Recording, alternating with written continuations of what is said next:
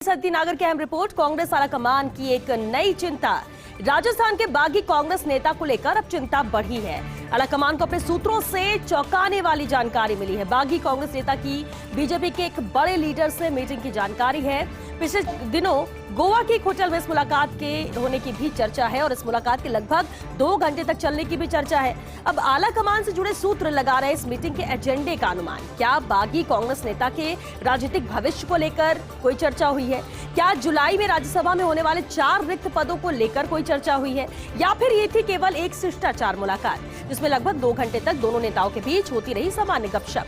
क्या गोवा यात्रा के दौरान दोनों की मीटिंग भी मात्र एक संयोग है, क्योंकि चुनाव प्रचार के लिए दोनों ही नेता उस दिन गोवा में मौजूद थे? अब दिल्ली में कांग्रेस के अलग अलग खेमे कर रहे सारे घटनाक्रम और उसकी संभावनाओं का विश्लेषण कि आखिर इस मुलाकात के मायने क्या हो सकते हैं, और इसलिए ये कहीं न कहीं चिंता का विषय जरूर बन गया है कांग्रेस आलाकमान के लिए। एक नई चिंता है। राजस्थान के बागी कांग्रेस नेता को लेकर ये चिंता बढ़ गई है, जहां आलाकमान को अपने सूत्रों से इसे लेकर चौंकाने वाली जानकारी मिली। बागी कांग्रेस नेता की बीजेपी के एक बड़े लीडर से मीटिंग की जानकारी, और पिछले दिनों गोवा के एक होटल में इस मुलाकात के होने की चर्चा है। अब इस मुलाकात के लगभग 2 घंटे तक चलने की चर्चा है। आलाकमान से जुड़े सूत्र अब इस मीटिंग के एजेंडे का अनुमान लगा रहे हैं कि आखिर इस मुलाकात की वजह क्या थी। क्या बागी कांग्रेस नेता के राजनीतिक भविष्य को लेकर कोई चर्चा हुई इस मुलाकात के दौरान? क्या जुलाई में राज्यसभा में होने वाले 4 रिक्त पदों को लेकर कोई चर्चा हुई है, या फिर ये थी केवल एक शिष्टाचार मुलाकात जिसमें लगभग 2 घंटे तक दोनों नेताओं के बीच सामान्य गपशप होती रही? सवाल ये भी हो रहा है कि क्या गोवा यात्रा के दौरान दोनों की मीटिंग भी मात्र एक संयोग है, क्योंकि चुनाव प्रचार के लिए उस दिन गोवा में दोनों नेता मौजूद थे। अब दिल्ली में कांग्रेस के अलग अलग खेमे इस सारे घटनाक्रम उसकी संभावनाओं का विश्लेषण कर रहे हैं। एक पद एक व्यक्ति सिद्धांत के तहत गोविंद सिंह डोटासरा, डॉक्टर रघु शर्मा, हरीश चौधरी को पद छोड़ना पड़ा था। सियासी नियुक्ति मिलने के बाद छोड़ना होगा पद। अभी तक केवल रेहाना रियाज ने पद छोड़ा है। महिला कांग्रेस प्रदेश अध्यक्ष पद से इस्तीफा दे चुकी हैं रियाज। जुबेर खान और धीरज गुर्जर एआईसीसी के सचिव हैं। धीरज और जुबेर है प्रियंका गांधी के करीबी। तो क्या आलाकमान एक पद एक व्यक्ति के अपने ही फैसले को राजस्थान में लागू करवा पाएगा? राजीव अरोड़ा एआईसीसी प्रोफेशनल कांग्रेस के राष्ट्रीय कोषाध्यक्ष हैं। लाखन सिंह मीणा और हाकम अली हैं पीसीसी महासचिव। सचिन सरवटे हैं पीसीसी के सचिव।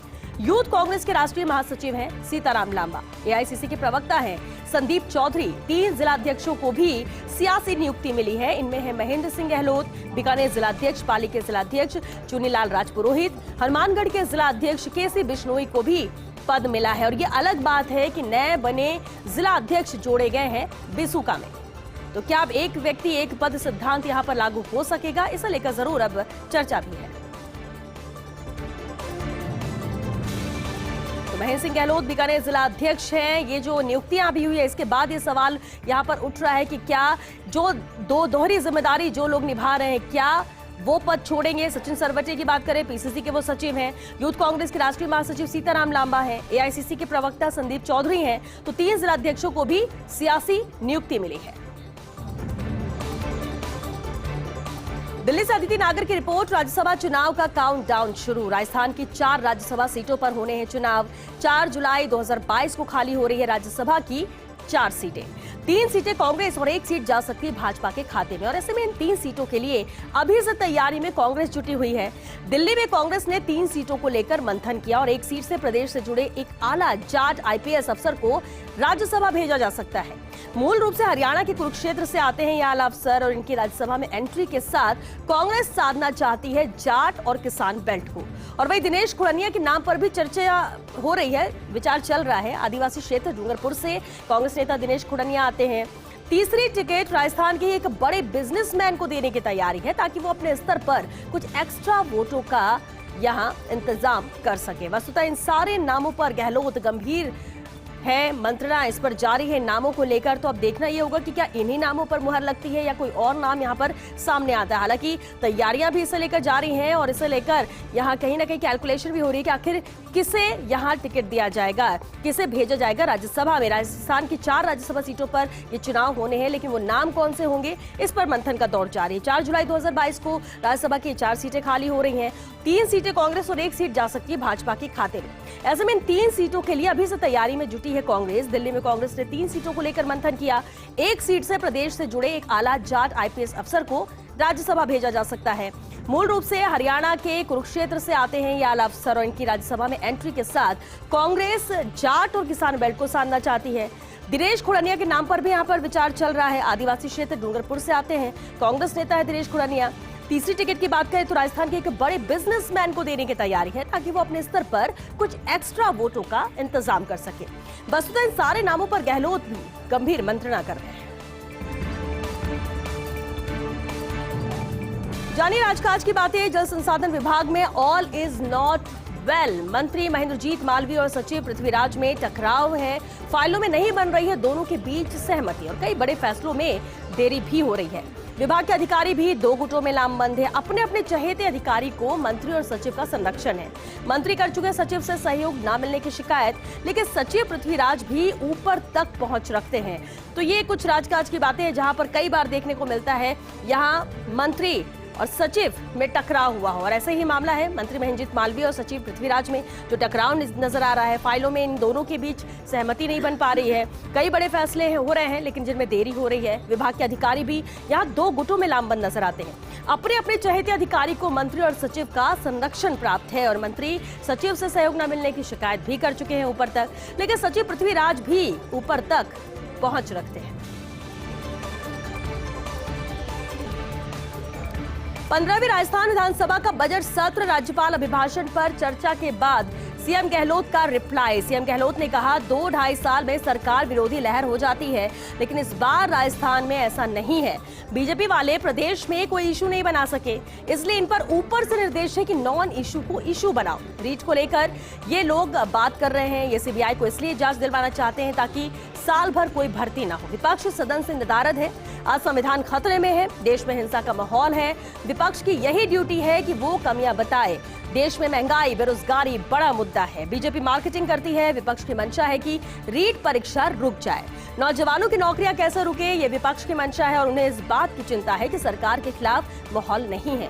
ये लोग रीट को बड़ा मुद्दा बना रहे हैं, सरकार को बदनाम करने की साजिशें रच रहे हैं। तो 15वीं राजस्थान विधानसभा का बजट सत्र, जिसमें आज अपना जवाब पेश किया मुख्यमंत्री अशोक गहलोत ने और उसमें उन्होंने इन तमाम बातों का जिक्र किया। कटघरे में विपक्ष को खड़ा किया, उनकी मंशा को बयां किया कि बीजेपी वाले प्रदेश में कोई इशू नहीं बना सके और इसलिए इन पर ऊपर से कहीं ना कहीं निर्देश है कि नॉन इशू को इशू बनाओ और इसलिए इतना हंगामा हो रहा है। रीट को लेकर ये लोग बात कर रहे हैं। ये सीबीआई को इसलिए जांच दिलवाना चाहते हैं ताकि साल भर कोई भर्ती ना हो। विपक्ष सदन से नदारद है। संविधान खतरे में है, देश में हिंसा का माहौल है। विपक्ष की ड्यूटी है कि ये कमियां बताए।